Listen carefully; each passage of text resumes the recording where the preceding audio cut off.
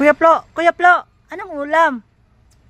Luluto ko pansit kasi birthday ng kasama natin. Pagluluto ko muna siya ng pansit. Masarapin ba yan? Masarapin to syempre. Patigin nga. Diba? Masarapin nga. Lala- I. Lalagyan pa natin ng gulay yan para mas masarap. Anong gulay po yan, Kuya Plo?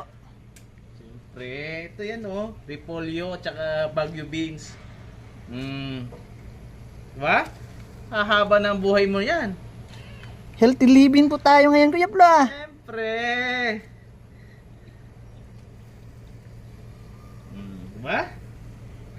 Nice ba? Ayos!